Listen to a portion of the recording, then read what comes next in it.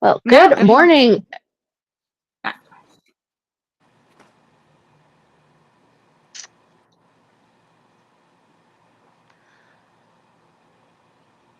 Okay. So good morning to those of you, good afternoon, good evening, wherever you are in the world. For those of you joining us this morning, we appreciate you waiting. I know I said this was going to start an hour ago, but we had severe technical issues to stumble through, including a phone that keeps overheating. So good morning, everyone, and welcome to our test run of a hopefully regularly recurring series where I will be joined by two of my fellow Furies, and we will be discussing War of the Roses thing, all War of the Roses, all the time, specifically in preparation for the upcoming first ever in America, the War of the Roses convention. And we have here today with us Adelheid, as I know her, from the Living History organization, of which we are mutual members, and our friend from Spill the Mead podcast, Maddie, who will be back in camera in a moment. She's going to be shooting archery today, so I'm bringing you something completely different that you've definitely never seen on my channel before, shooting things with arrows. So yeah, so So Adelheid, can you tell us about yourself a little bit and what led you to want to host this War of the Roses convention? Yeah, absolutely. Thanks, first of all, for joining me and going down this path with me, Rachel. I really appreciate that. My love for history has been around since I was very young, but I have been a member of the SCA since I was 18 years old. And I, continued down that path, learning more about various histories besides pre-17th century.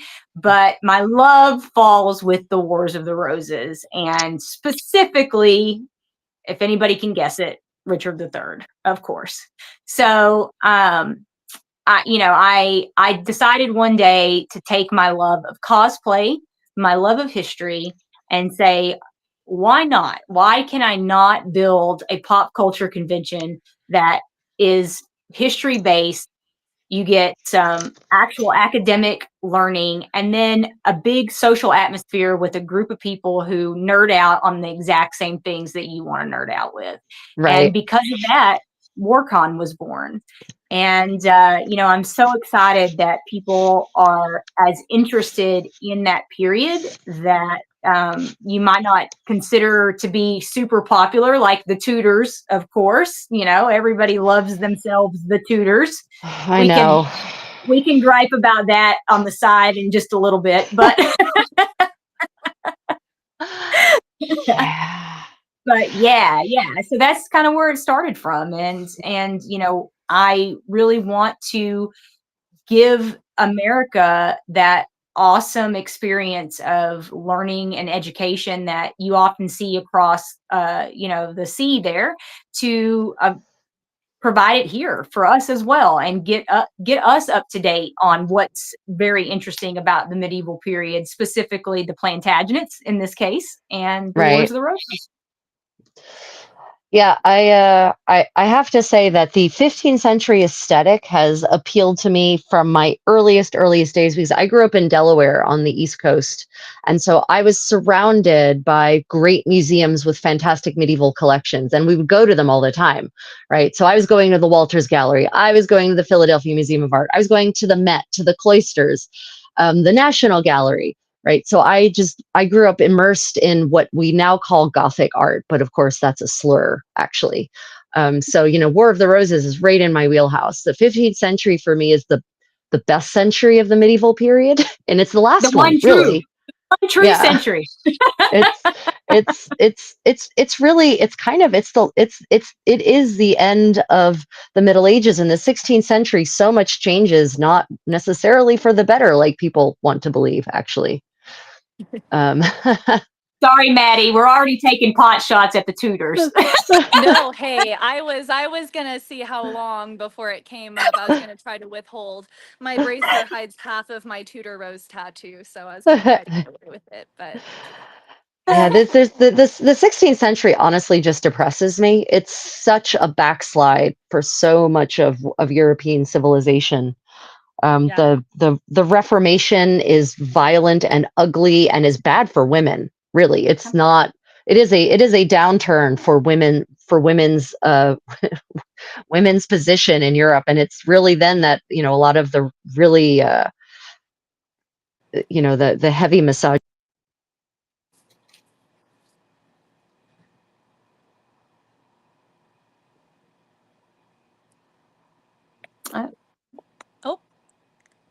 We lost Rachel. I was gonna say lost you for a sec. I see you.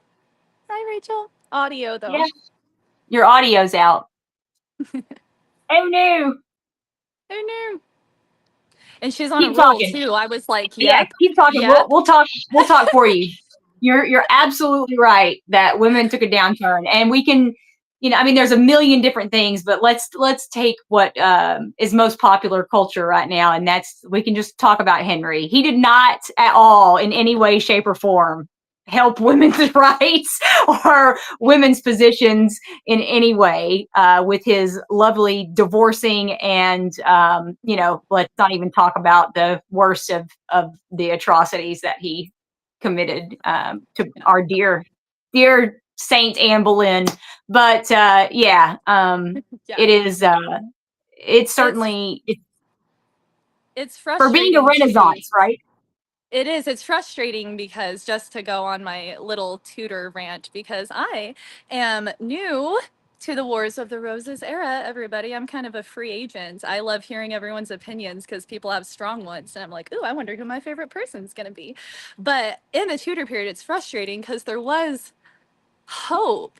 There were women like Anne Boleyn who weren't royalty, but they were being educated well. There were other women like her too, where their parents were kind of like, our sons learn these languages. It had hope. It had hope. And that's almost all you can say about it, huh? Because yeah, there were several step backwards there. But FYI, everybody, Rachel is having a little bit of technical difficulty in the background with sound, so just give her a second. She'll be back. I'm not sure what.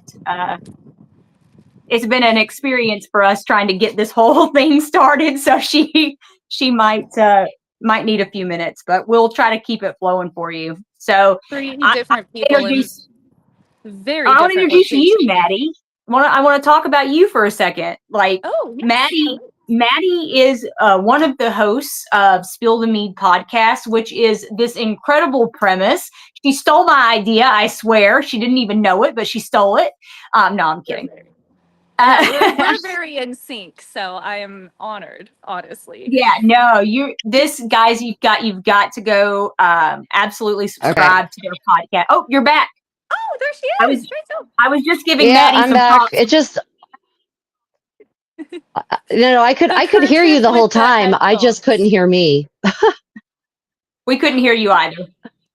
Yeah. So, yeah. Well, I was just introducing Maddie. I was telling your audience and my audience and her audience, just how wonderful of a premise that her podcast and her team's podcast is, which if you don't know and you don't know them, it is basically how I always will love to talk about history. You have one person who knows a whole bunch about something, whatever that little tidbit is, and then you have somebody who sits there and listens, knowing absolutely nothing about that particular piece of history, and then they chat it out, and it is one of the coolest concepts that I think a podcast could have because it's so interactive with each other.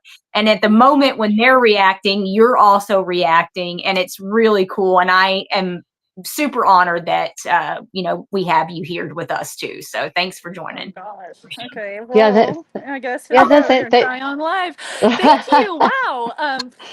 Remind me to Venmo you later. That was wonderful. Thank you so much. No, we're so excited. We're so excited to come to Wars of the Roses Con too. We're gonna try to get all of us, because like she said, I'm the main host on it, but I have five rotating co-hosts who all have different areas that they like and that kind of thing, and we're hoping all of us will be there in Maryland, and we'll be doing interviews and kind of doing press for the most part. And then at the end of it all, I'm going to choose a side of Wars of the Roses, because at this point, that's my role in the podcast. I have Coco, I have Chris. They are the experts of the Plantagenet era, and I'm staying ignorant on purpose so they can tell me on the podcast, and I can be Oh, I'm gonna sneak in and drop my little tidbits here and there to try to sway you. Yes. Oh, there is really only one righteous side at the Battle of Bosworth. There really is. And the only reason that we don't talk about Henry Tudor as a traitor is because he happened to win. I agree. No, I agree. He was not the anointed king. Full stop. No. And his claim to the throne was so tenuous as to be almost barely perceptible. So, yeah. I know Nathan and Mead. Yeah. Oh, and he deserved it. He deserved every ounce of paranoia that he had, because if we really want to kind of scoot back just a little bit, isn't it strange that the man who could have found the princes in the tower never actively did anything to find them? And you have to wonder, is that because you just didn't care to ever find them again? Right. Well, I mean, yes, of course he didn't want to find them, because then he'd have no more throne. He would not be the rightful ruler. I mean, I mean, there is something to be said for, well, then there would be another civil war most likely, and that wouldn't be good for the realm either. So some people would argue that he made the right choice in just forging ahead with a, try to solidify the position, because, England at that point was pretty, it was not doing super well. No, so much civil war. Well, to be fair, it hadn't been doing well since Bolingbroke. I mean, it really, that's where everything fell apart anyways, right? Like the minute that, what do they say? The minute that you kill, you commit regicide, you destroy your society your society. And that's a fantasy based comment, but it's true though, if you think about it. Like, if you can kill a king, who can't you kill? That's the thing. That's true. That moment that you have when you see that king laying there has to be that moment where everyone's like, oh, okay, he's human. There he is, bleeding like everyone else. It is. The psychology behind that is wild. Because after you kill a king, it's over in seconds, debatably. But then everything that follows, it is. I always think about that moment when a king is fallen in battle, and that feeling of, oh God, the person that did it being like, did I just kill a king? Well, if you're the Welsh, they're very proud of the fact that it took 10 of them to kill Richard III. But there's only like a couple of them that like to try to lay that claim. It's an interesting story, actually, that you said that you brought the killing of a king up, because the laying out of the body, the presentation of a king's body is the way that they said, okay, I've defeated him. Here he is. He's nobody now, and I'm now that somebody, right? And the idea of just what they did to Richard, which was strip him naked and then stab him in various places, particularly the buttocks, while he was on the back of a mule to traipse him back to Leicester. I mean, that's one of the most insulting things that you could do, not just to a king, but to anybody. And so it's really, especially to a king who's literally fallen in battle. Like, that is supposedly the glorious death, right? Like, to die on the battlefield. And actually, most knights, if they died, they didn't die on the battlefield. They died days later from their wounds. So actually, it was a better death than he could have had. So he actually had a clean battlefield death, and then to desecrate his body that way, especially with the the beliefs, the funerary beliefs about the body needing to go into the ground and be preserved for Judgment Day, that sort of thing. Like, that's a statement. Statement. A huge statement. It's really incredible, like the traditions and the legacy that gets laid out in period that we often forget how meaningful it is and what it meant to those people at the time. I mean, York, particularly in Leicester, they mourned when Richard died. It wasn't like they were dancing in the streets that Henry Tudor saved them from some evil monarch. They were very distraught that happened to him. So, you know, and then imagine that you have these people who want to say, "Oh my God, you killed my king," but they can't say it because if you do, yeah. Mm-mm. Well, the literal rewriting of history that happened very shortly thereafter, where they started amending chronicles and archival documents. oh yeah, how he became It's king 2 days before Battle of Bosworth. Yeah, right, exactly. It's like, wait, what? No. So just so that they could circumvent the whole discussion, the accusations of treason, because it's treason. exactly, Yeah. exactly. Doesn't get Hey, more treason than that. so I know that we're talking specifically about Richard right now, but I just want to mention that Dr. David Grummett is coming to Warcon, and he is one of the utmost authorities on the Battle of Bosworth that there is, and he's going to be speaking specifically on the battle, what tactics Richard should have used, could have used, why he actually lost the battle, and talking about the weapons, the combat, the style of fighting that they would have done. I think he's going to have a really interesting and a very big draw to the male crowd who might be interested in that battle, and the ladies, because I am totally interested in that. I want to know. I want to hear all about were It- there it- archers? Tell me, it's- Dr. Grummett. I mean, there were definitely archers at the Battle of Bosworth, and probably black powder as well. You know, most people don't realize that by the end of the 15th century, black powder weapons are they're there. They are on the field. You know, the knights aren't shooting each other with handgunners, because handgunners are not what are like these giant, like mini hand cannon kind of things. But still, you know, it was a pretty explosive place. So yeah, there were archers, there was black powder. Yeah, they had period rifles. I mean, their period rifles at the time. Yeah, those are the hand cannons, right? The handgunners. You know, the Battle of Bosworth is very strange. It's one of the odder battles in history, because you have this faction that's sitting off to the side waiting to decide which side to join, right? You have Lord Stanley's men, and it's like, and That would Northumberland. be me. That's right, so like me. literally they're sitting there and they're watching to see which way the battle is starting to turn, and when they see it start to turn against Richard, then they decide, okay, we're for Henry, we're going to make sure this goes this way now. Yeah, And I'm that's not proud of it, but yeah. Maddie, don't be a Stanley. Don't be a Stanley, Maddie. Do we not like Stanleys? Is that my first opinion?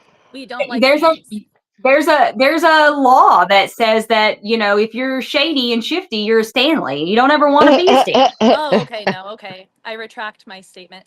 I think I could pick a side if I was. Well, and you know, It's very Duke of Norfolk coded, I will say, to sit back and see who's winning and schmooze that side. So yeah, Stanley to Duke of Norfolk, I think might be a lateral. It sounds like.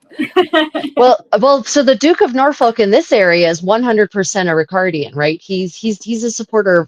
He was an Edwardian, right? He was Edward IV's man, and Edward IV created him a duke, right? Yeah. Because before that, he's just Lord John Howard, or Lord Howard, rather, knight. So but Stanley, what fascinates me about Stanley is just how unemotional he is.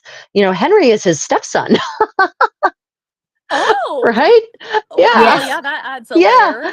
Henry is his stepson. His mother, Margaret Beaufort, you know, is this Lancastrian princess, basically, right? And okay. Well, and he's sitting there. He had a side then. It sounds like he had a side. But he did not. But no, he did not join until he realized he was not going to support Henry until he realized it was going to work out for him. Yeah. He literally waited to see what direction it was going to go. I think really what made him change his mind was, Richard also had one of his, I think his nephew, if I'm remembering correctly, I think Richard, or maybe it was his son, had one of his sons, and he was like, I have another son. He didn't care. Yeah, we don't love it. We don't love Yeah. it. Yeah, but This I is why think I he need waited. Wars of the Roses con to I think he bring me waited up till on more. this. I want to check that because I want to make sure I have that accurate. I might have that wrong. I don't want to misquote that. Stanley. Let me just double Keep check that. plucking not bullseyes out of here until Yeah, y'all do that. I have to be accurate because it drives me crazy when I'm not. So I'm just gonna double check. Y'all keep talking.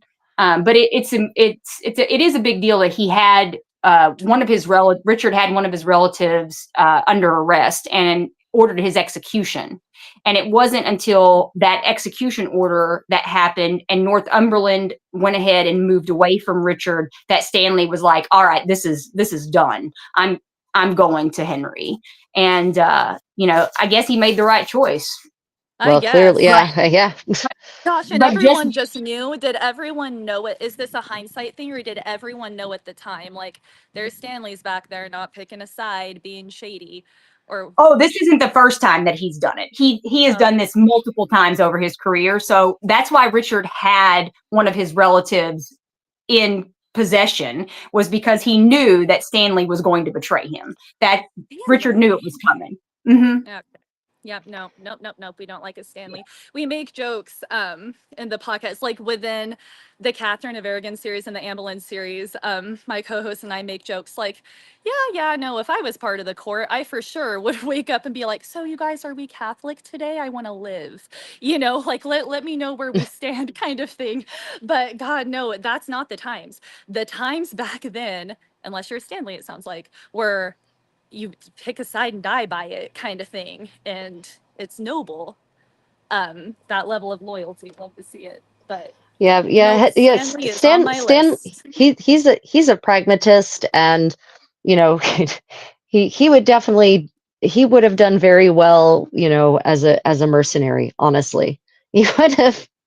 He would have been a great condottiero, because they were also very shrewd. But the thing that people don't understand about condottiere is that mercenary is kind of like a dirty word now, like you're a merc, right? But it wasn't in the 15th century, and certainly not in the Italies. And the condottieri were known for being men of honor, because they would always honor their contract. Always. If they had a contract with you, they abided by it, because they knew it was good business. No one is going to hire you if they know you're not going to honor the agreement, right? So it's meanwhile, Lord Stanley's not a mercenary, and he has no problem dividing his loyalties as he sees fit. So isn't that an interesting irony, that this knight, this English knight who's supposed to be all about loyalty and blah blah blah, is not? But these condottieri, who aren't bound by those kind of oaths, but are instead bound by a legal agreement, a contract, are.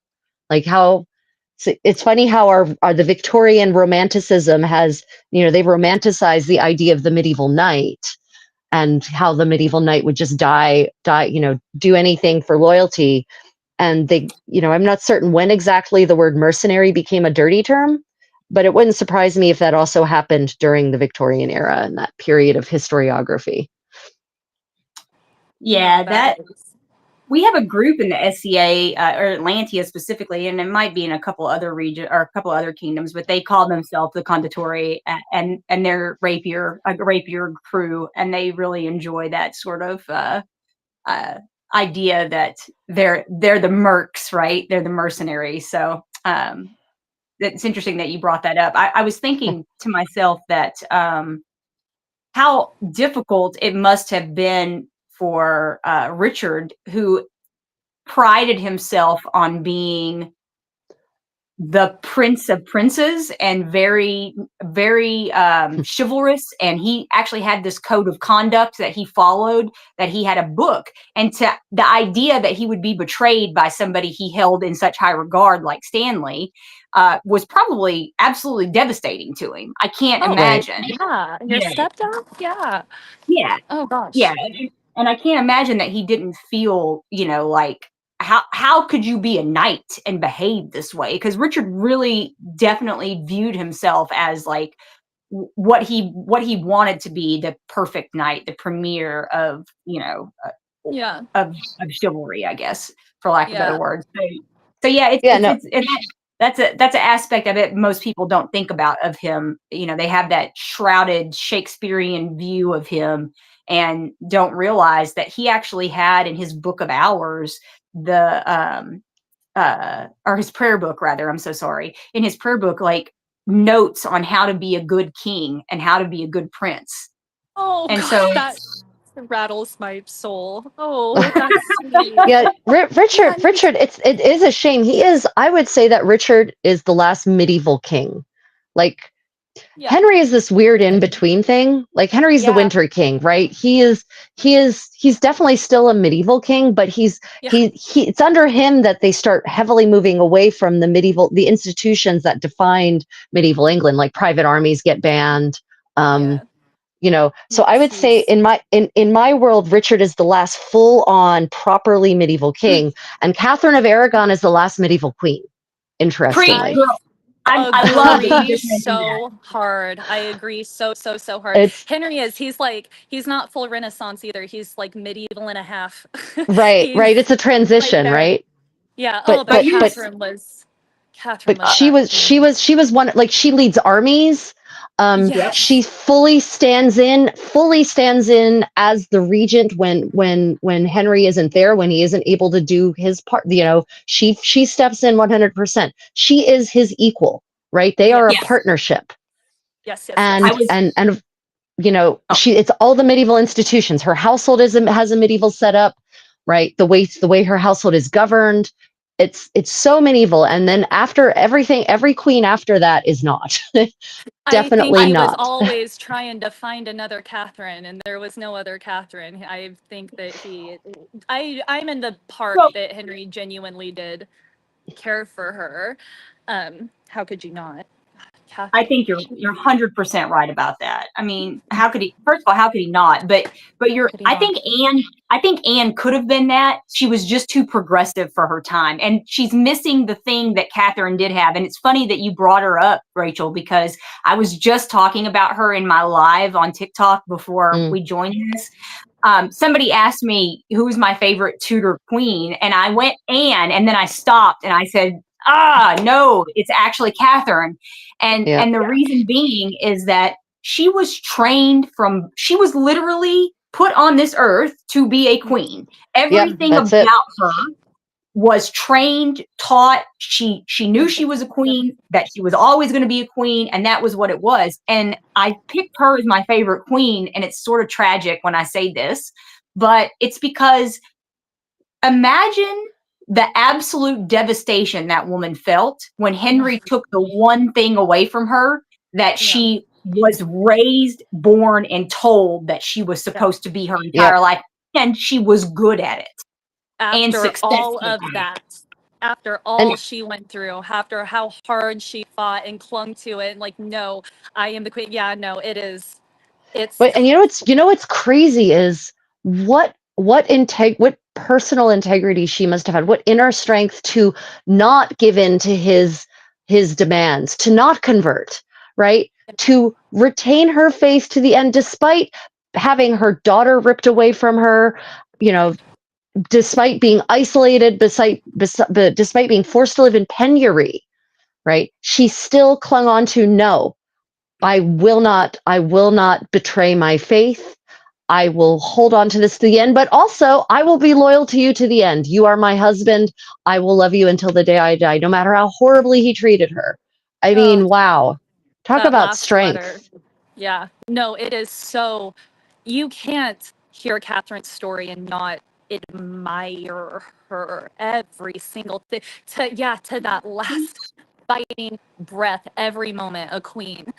I do. Oh gosh, because I hate, the phrase, like, my favorite of Henry's wives is hard, right? Because they're all different people. But gosh, Anne and Catherine, I think they are the two that I have done the most research on, but they just draw me to it because I have this theory, hear me out, that in the great beyond, whatever that looks like, the afterlife, whatever it may be, I really in my heart feel that Catherine was waiting for Anne there, and both of them were like, girl, I would have done exactly what you did if I was in your position. I don't think Catherine, if she would have been lady in waiting, she wasn't going to do that either. And if Anne would have been in her position, she wasn't going to back down. I think that they got up there and were both like, you know what? Well played. Like, we're not so different after all. There was religious differences there, but uh, I feel like they clicked. And when all was said and done, I can just picture Catherine being like, "You're here already after all of that. You're here weeks, months, but what's months if not weeks? Yeah. Weeks after I left this earth, he, like, what? It's just wild, wild." Yeah, it's yeah. We have a few people in comments saying some stuff, and so I just want to acknowledge them. Lottie made a comment that she really adores Catherine for riding into battle while pregnant. And Lottie, I just want to point out to you, Catherine absolutely did lead an army for Henry, but there's actually no evidence that she was pregnant and rode into battle. So just keep that in mind. That's from the Spanish Princess. It's fun and I love it. But keep that in mind, Catherine. I'd never heard that she rode into battle pregnant. I didn't realize that was a myth going around. Yeah, no. Yeah, it's from Allison. Allison Ware? No, Philippa Langley. Philippa Gregory. Gregory, sorry. Sorry, Philippa Langley. I had a moment there. No, I'm sorry, Allison Weir too. It wasn't you. Philippa it wasn't you. She did a number on Anne's reputation throughout history. The most vile rendition of Anne Boleyn you will ever hear. Philippa Gregory's the other Boleyn girl. It is like unfathomably wicked.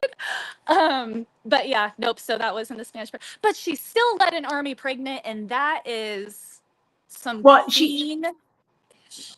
Like she was and won. She absolutely not only here, this is actually the better part of the story, Lottie. This is actually the cooler part. She did lead the army, but what she brought back was a bloody coat from the general that she defeated and put it at Henry's feet. That is what's badass. You know what's even more badass? When I did my research, because I have a Catherine of Aragon series out there, 13 hours and 7 minutes. It's very thorough. And what's even more badass is I read from Giles Tremlett, one of her biographers, said that she wanted to send his whole body, and her advisors were like, that's too much. Just send the cloak kind of thing. And it's like, yeah, she wanted to just like, yep, haul him up, send him over there. I love it. And I'm like, Catherine, girl, I love to hear it. If I were her, I would have just packed him in a barrel of salt and sent him. That's how they used to do it when they wanted to get, someone home from Outremer. So why not? But Lottie, you're absolutely correct. She did lead a battle. She did lead an army into battle. She didn't go into the battle, to be fair. She was just was there, but she wasn't pregnant at the time. They would never have allowed her out of it being in confinement for that. And she absolutely was going to give the guy's head. That's actually what she presented. She said, "I'll take his head." There it was. Okay, not full body of the head. Yeah, there it was. I remember them saying like, well, maybe just, let's tone it down a little bit. And I remember doing the research and being like, I mean, do we need to tone it down a little bit? I don't know. I love that. Can you imagine the guy that she was talking to, the ambassador, who was like, maybe we shouldn't send a head. And she's like, why are you such a wuss? Send the head. Yeah. But it's right here. Like, that is not, I don't understand. Yeah. I love it. Yeah, it's funny how many queens, certain queens, have been labeled the she-wolf of, blah, blah, blah. And I think because Catherine did not, rebel with violence against Henry, that she missed out on getting that moniker. but I think she was definitely her own kind of she-wolf. In fact, in my view, I know that the term used by medieval historians was supposed to be pejorative, but in my mind, it's a badge of honor. When some man calls me the she-wolf of so and so, thank you. That's very kind of you to say that. Thank you for noticing. Yeah. I've always thought it was a positive thing. Yeah, no, It is. I like it. Yeah, no, from the medieval, the contemporaries of the time, that was a slur, but Oh. oh no, it was I think absolutely. even modernly, there's some misogynistic historians that also use it that way too. Right. I would say, right. But you've got we can just name two right off the top of my head, of course, and they'll be the ones everybody knows. But Margaret of Anjou and Isabella of France. Margaret, that woman gets a horrible rap, and she was nothing. I mean, she deserves none of the shit that she's given. Yeah, I mean, none. Maybe she was a little bit of a dick there to Richard, Duke of York. But to be fair, he gave it back to her. So they had a genuine hate relationship. There was not like it wasn't her overstepping her bounds. She was freaking Queen of England. And he was a duke who didn't respect the boundaries that they had laid in place. Granted, was he probably the better ruler than Henry? 1,000%. That's a low bar. I mean, he's suffering from severe mental health issues, and even when he's not, he's more suited to the monastery than to rulership. Like it's not his personality. She was so unfortunate to have been married to Henry. And she cared about him. She actually had They actually had a good relationship, which is interesting. As far as we know, right? They had a pretty solid relationship. And all she was doing, I mean, I would do the exact same thing that woman did, which was defend her position, defend her now kingdom, and defend her son's right to rule. Yeah. I mean, and she's portrayed as some evil beast when all she was doing was the right things. So and here's the reality. If a man had done it, no one would have said boo. No one. Exactly. If it had been, what's the male equivalent of Margaret? I don't know. But Mark, if it had been, if it had been Prince Mark doing those things, right? Defending his son's right to inherit when he passes on, doing everything she did, leading armies, blah, blah, blah. No problem. What a great night. What a guy, but oh, a woman's doing it. Oh, well, that's unnatural. Women should not act unnaturally. So she's a she-wolf, know. Yeah, I think she was brilliant. She raised armies. She had people that supported her. She handled her business, the kingdom's business, while her husband was. Now, I will say that she did have some support with York there because he was protectorate at the time. So it wasn't like she did it all on her own. But and she had a council, of course. But well, I mean, no medieval ruler. This idea of the absolute monarch who just sits on the throne and does everything themselves is ridiculous. You can't run any government that way. None. You always have your people, right? It's all about how you manage your people, though. Yeah, no, absolutely. And of course, we'll just mention, we won't have to go super in depth, but let's just mention Isabella. She not only dethroned her own husband, she took a lover, said, "This is the guy I want. Forget this guy. I don't care about him anymore, king or not. This is my hottie over here," and did it with absolute abandon. She didn't care. Gave no fuck. Love it. Hey, love it. Yeah, but honestly, if I'd been forced is it's the wrong word because it implies that like she refused to marry and she was forced to marry. There are no forced marriages in the Middle Ages. Consent is actually a very big deal to the church. But you're raised knowing that this is your destiny, right? A marriage will be made. You will be marrying a stranger. Marriage is not about romance. It's about dynastic relations. And so forced is definitely the wrong word. But, she is married off to, Prince Edward, Crown Prince at the time, and comes to find out that he is not a ladies' man.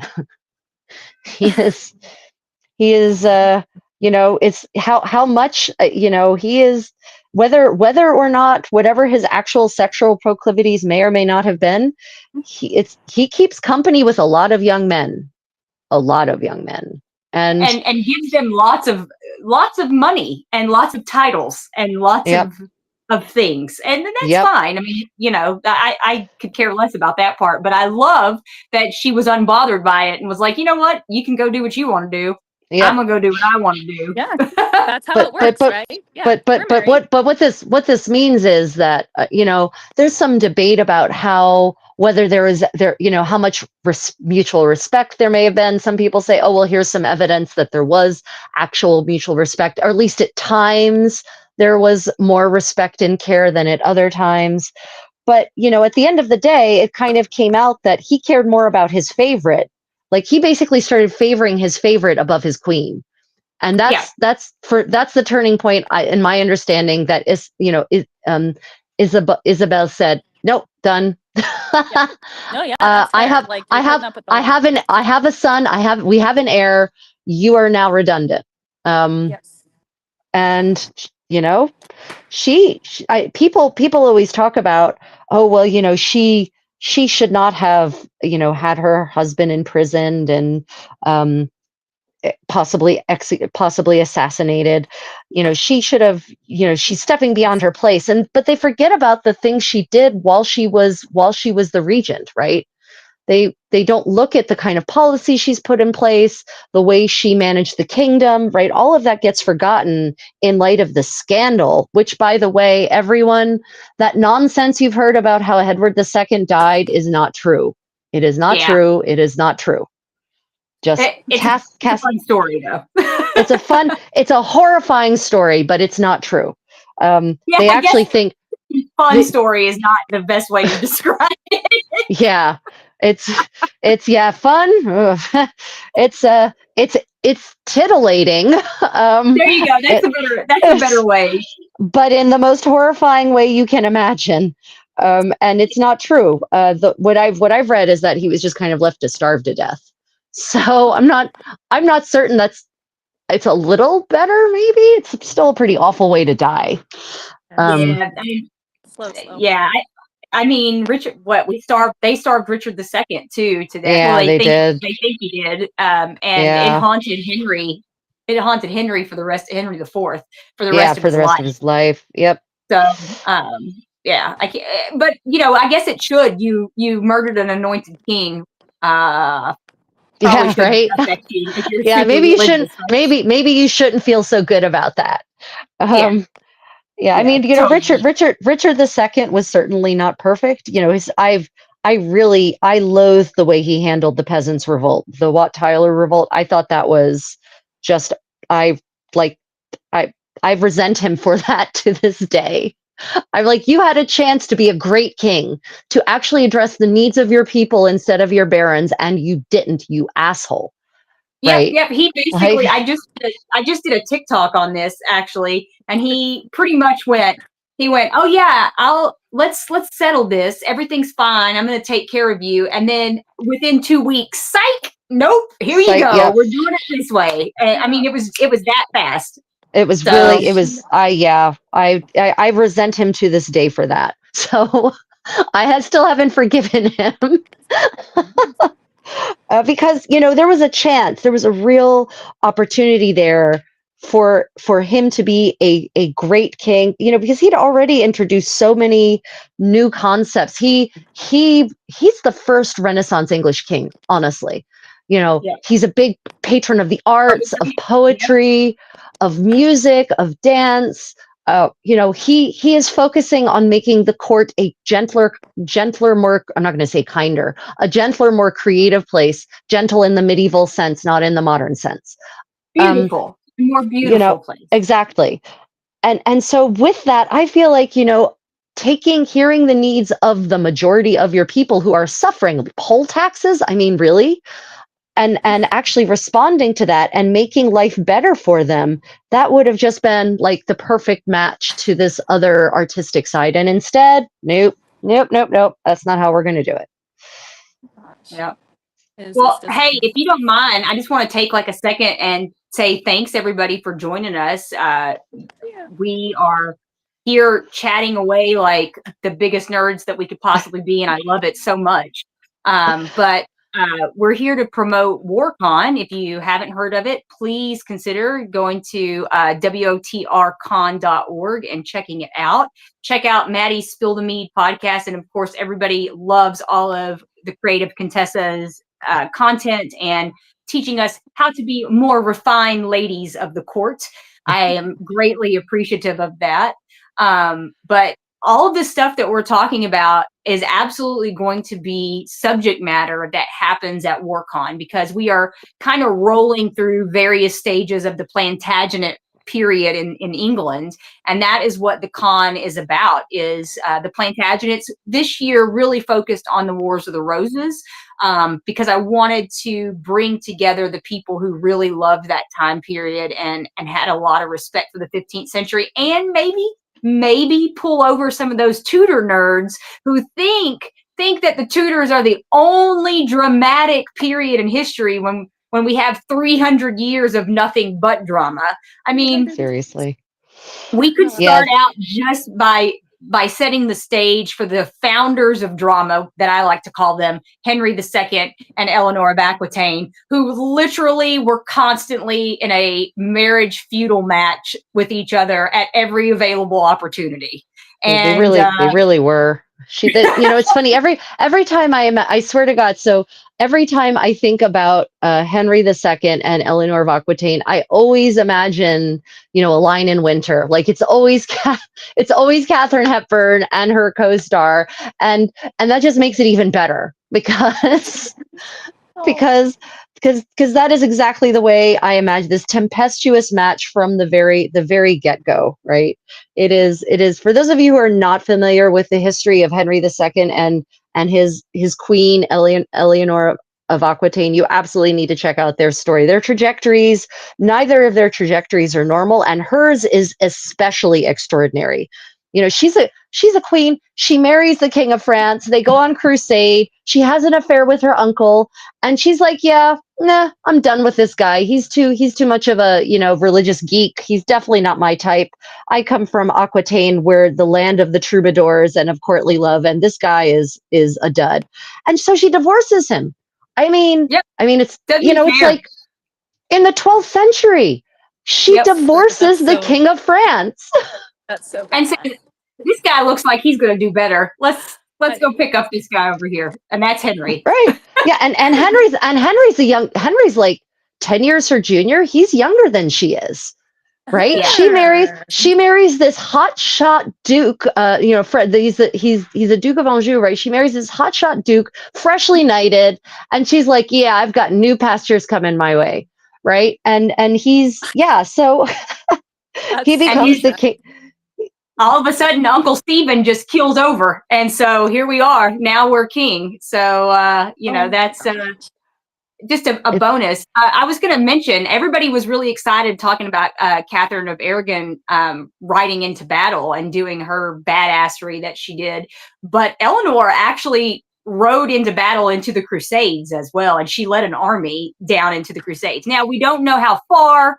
We're not 100% certain how deep she went into there, but we do know that she actually led an army. Yeah, so she did it too, and it's pretty awesome. So that's, oh my gosh. Yeah. So for those who heard the word Warcon, not war like the Second World War, war like WOR, War of the Roses.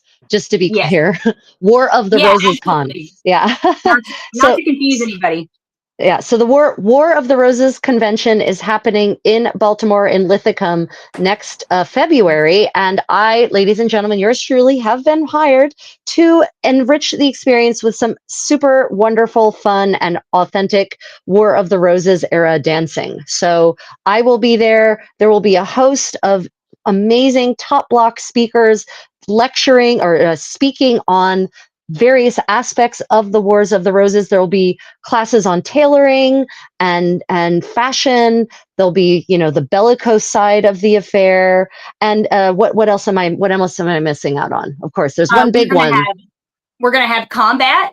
We've got combat demonstrations showing, and they're actually going to be a knight and squire session, teaching the squire how to be a knight and do the actual combat style that they would have used during that period.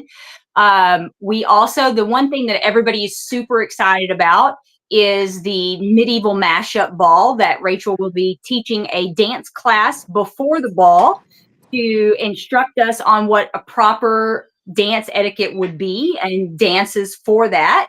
And then the mashup ball will be a mix of modern music dashed in with period music because, you know, there's nothing like apple bottom jeans and boots with the fur in full Tudor garb, just for the record. But we want people to have a good time and really get to relate and socialize. And that's the idea behind that. And then also get the history as well, with Rachel doing intermittent dances too. And there'll be some hors d'oeuvres. There's a bar that you can go and get drinks, because cocktails often, if you feel like imbibing, do make a good social atmosphere usually.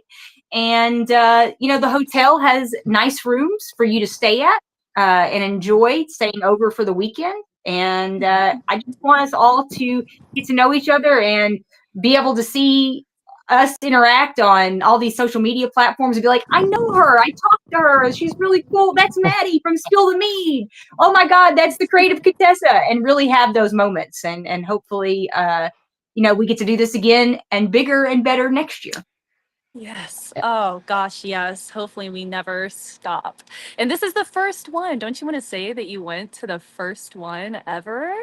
Back in its origins, right? I was there at the very first one, and it's our little hotel convention, and now we're in this great castle somewhere, right? Like that's the goal.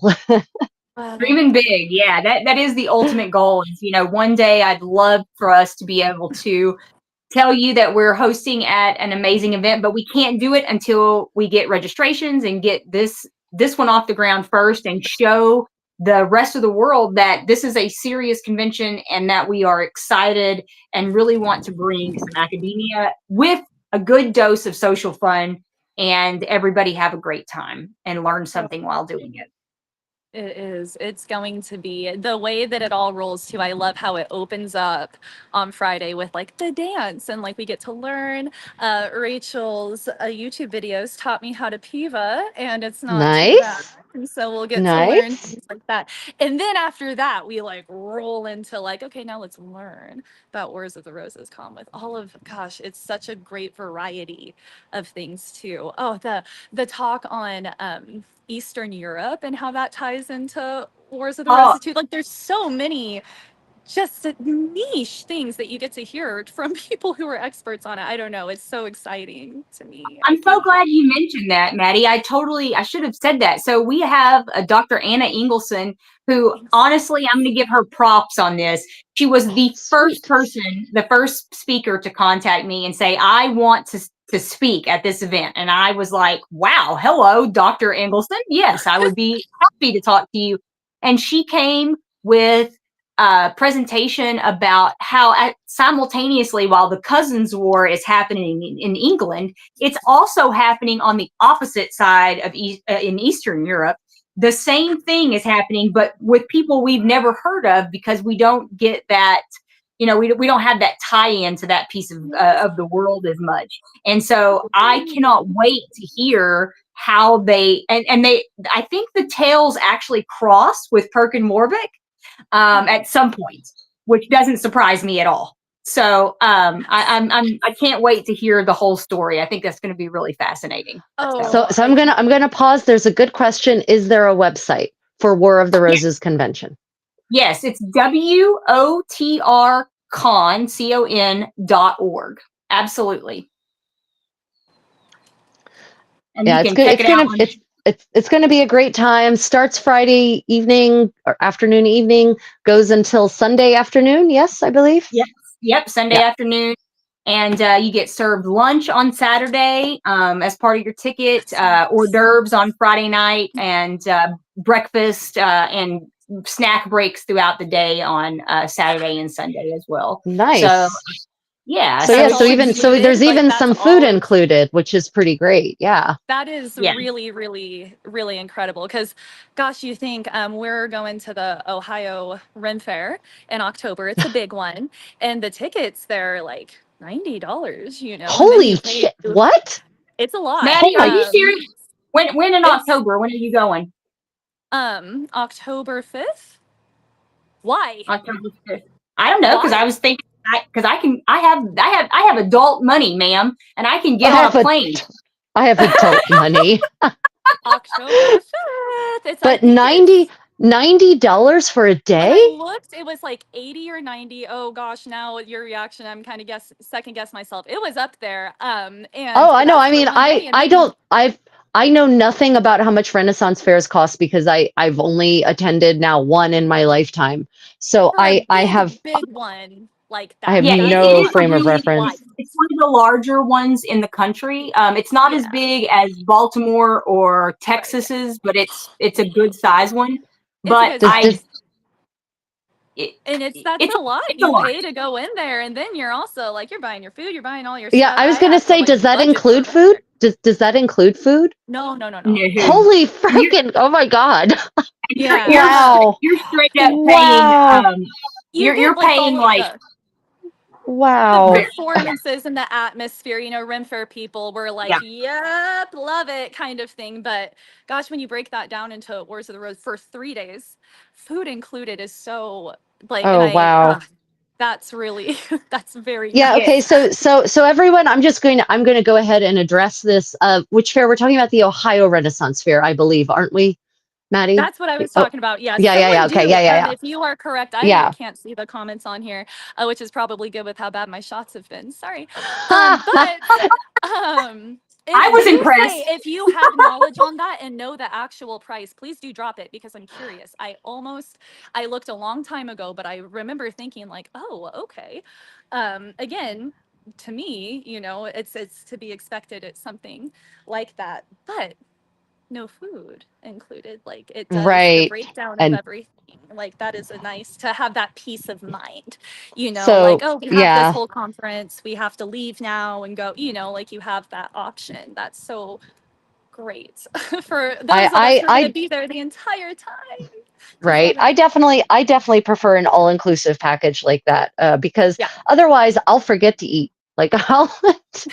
at any I can second. medievalist anything, especially if I don't have damsels there taking care of me and handing me a glass of water, like putting it in my fingers and saying drink, Yeah, Yeah. I will forget to do things like that. So, yep, yep. so everyone, I'm going to just address this right out the gate because it has been a point of contention. So tickets are $210? Question They're mark. 250. They're 250. 250, Yeah. right? Okay, 250. Okay, so they're $250, and everyone who, especially people from certain living history groups, go, "Oh my God, $250 for a weekend." Okay, but we have to pay for the venue, so it's a convention center. It includes some of the meals, and you can't cook your own food, unlike certain other event sites where you can, have a volunteer cook team make the food Yeah. without being paid for it. Right. But also, we have to pay for these experts, right? We're having experts brought in. They do this professionally. We're not talking about volunteer teachers. These are academically credentialed experts in the field. You have to pay those people.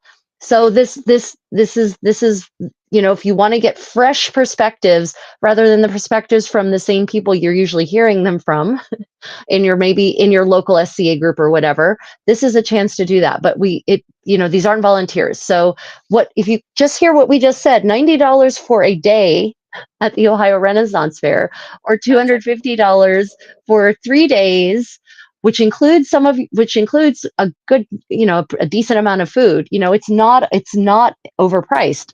I know conventions where you pay $100 and that gets you nothing. You can walk in the door for a day A day. at Yeah, that one price. day. Oh, yeah, One that's day. very, yeah. Well, and a thing that I really loved too, because gosh, and you don't think about it unless you're a seasoned convention expert, but it's nice because it's somewhere where you can spend all day there because we have the social room. Spilled Mead will be Yep. there. We're gonna have fun stuff going on all day on all of the days. And so you have a place to go, you know, if you're like, oh, I'm waiting for this speaker, what do I do?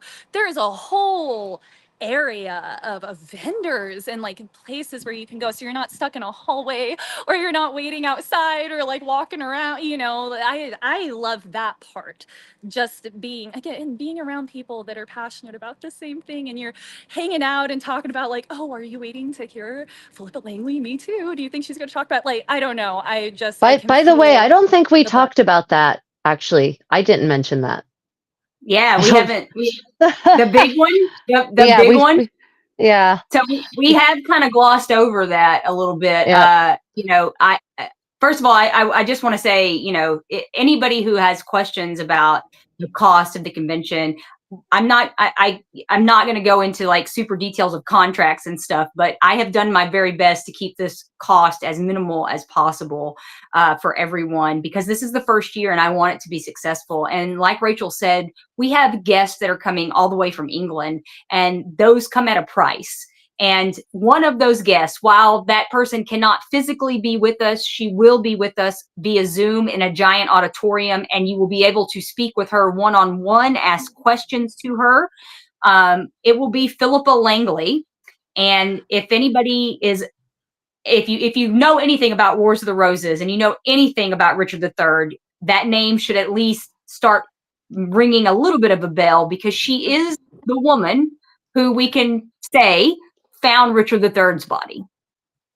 And she also has now wrote probably the most conclusive that we can find currently evidence about the Princes in the Tower's survival, and the fact that they actually absolutely probably survived. Now, of course, I'm putting on my own twist there, but she is going to be speaking and doing 2 sessions. She is going to do a session about Richard and the princes, and then do an entire question and answer session where you can throw any questions at her you want about Richard, about the Princes in the Tower, and she is prepared to answer them for us. And so I think having access to the kind of knowledge and skills that she has is absolutely incredible. That's insane. Oh my gosh. Yeah, to be able to ask her questions and have her address your it blows my mind. Like, yeah. And Takeda really, Takeda's one of my patrons and really loyal followers. Takeda says it really well. He says, you know, yeah, are there options to have fun for less? Sure, but this kind of convention is on a different level. And, you know, if you want quality, you have to pay for it. So, you know, this is not anyone who thinks that the organizers are going to get rich from running this convention. The organizers are going to be happy to just break even. Seriously, like just break even. Yeah, not absolutely. actually pay to host the convention out of their own pockets, right? This is not, you do not, if you want to make money on conventions, you do not do a War of the Roses convention. That is not the money maker. Yeah, that's not really hitting the big budgets there, is it? No. And it's to be passion. It's a passion. Yeah, to be fair, you guys, I mean, I'm kind of an open book about this. I'll talk to anybody about it. First of all, thanks to everybody who says that they think that's a reasonable price for the convention. I thank you very much for that. Appreciate it. But please spread the knowledge about that's the biggest hurdle and obstacle that the convention has right now, is getting the word out about it. So any shares, likes, anything you can do to help us promote this event, we would be so appreciative of that. And we want to grow and be bigger next year. I have such big ideas for this convention and where it can go. Yeah, let's talk about some of those ideas, because that could be incentive. You support us this year, and then next year we can bigger, better with more medieval fireworks, right? Like, yes, exactly. Like, imagine, you guys, a full presentation of medieval feast, and you getting to walk in and be heralded in full garb to a high table where you get to be the, main event for the evening. That's just one of the many things that I hope to accomplish eventually for Warcon. A full night of a real ball where it's thematic, and Rachel leads us all in dance, and we get to hear amazing music with actual, period Musicians. Yeah. and Oh, exactly. I mean, Yep. that's where we're headed, and hopefully where we can go for sure. And you know what? So I was just, as I do, I was reading the most exciting literature of the 15th century, the household expense of Lord Howard, the Duke of Norfolk, and I actually found, good. I know, very exciting. Let me tell you, people mock me, but it's a way to rifling through people's expense accounts is like peeking in their windows. Thank Right? you. Oh, I love an It, inventory list so oh my much. And God. that's such an So unpopular opinion. I it love is. it. It is. Nope. I A love it. popular opinion. Best literature of the 15th century are expense accounts. And what I found is from 1472, an entry for payment to master so and so. I don't remember what his name was. He doesn't matter. But what he did does matter. For the disguisings at Twelfth Night. Disguisings is the 15th century English word for a mask. A mask is not a masquerade. I want to clear, there's no evidence of masquerades in the medieval period. Sorry. Masquerades are a modern thing. Womp womp. But what a mask is a performance that is danced and sung with people in costumes depicting something. And this particular entry in the expense accounts lists all of these fascinating materials that I'm pretty certain it's a material list for how to make a 15th century mask. There's loads of paper. There's lots of gold leaf, lots of silver, like 3 pounds of glue. And so I'm pretty certain, right? I'm pretty certain that these are for masks and also for sets. So they were making masks and sets out of paper and gold, real gold and silver, by the way. Yeah. And glue. And so that's like, and the other thing is that people don't realize that these disguisings in the 15th century were usually not performed by professionals. They were performed by the nobility themselves. They're the ones who are out there dressing up like wild men and catching on fire and dying a horrible death. I was just about to say, apparently this was a successful mask because other ones in the past did not end well. Did not end well. Those poor, the poor peers of France, man, those men died horrible deaths because they didn't die there. They died of their wounds, their burn wounds, 4 days later. It was, terrible. But I think it was Charles, right? The prince the only reason he survived. Because the princess put him out with her skirts, right? Yeah, the queen, his aunt, who's like probably 26, put him out with her dress. Yeah, and Charles of Orleans. So he actually survived. His burns weren't that bad, but the others, because they were wearing these wild men costumes made of grass and tar. Yep. And they torch. and they were chained, they were tied together by a rope because of the performance. Yep. And so the fire literally ran down the rope from person to person, and it just like bonded to their skin. Oh, real bad. Oh, the fire. There's how long did it go? Like when people hit that moment of like, this isn't part of it. This is bad. People are. This is not exactly. Chaos. Right. Yeah. At first, everyone's like, wow, special effects. And then they're screaming, and you're like, oh, not a special effect. I don't think they caught on. They didn't catch on until part of the like tapestries and fabric also started to catch on fire as these guys are running around trying to get the flames off their bodies. Yeah, so, it is unfortunate when you're depicting wild men and you're running around wildly. Yeah, it was a horrifying 1389 that happened. Really, really horrifying.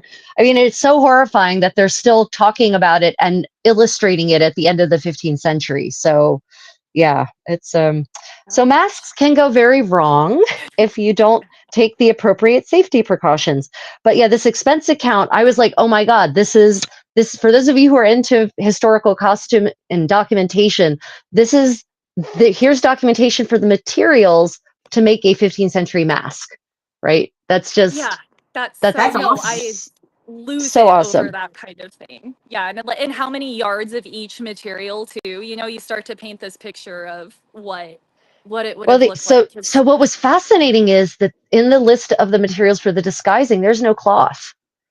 It's all paper and glue and metal and some thread there's some thread. They call it a specific kind of thread, a kind of thread I'd never heard of before. No cloth at all. So it is literally, we're looking at a list for literal costumes, actual proper costumes in the modern sense of that word. Of this is not something someone's going to wear. It's only meant to look good on the performance, and that's it. Right? It's not meant to last very long. It's not meant to survive or, be handed down through the ages. So it's just, yeah. Just really, really, really, that was interesting because, everyone's like, oh, well, masks, we don't know what they were made of. Well, they could be made of leather. They could be made of cloth. And I'm sitting there going, like literally the preschool construction materials are what they're making there. Making their masks out of. Yeah.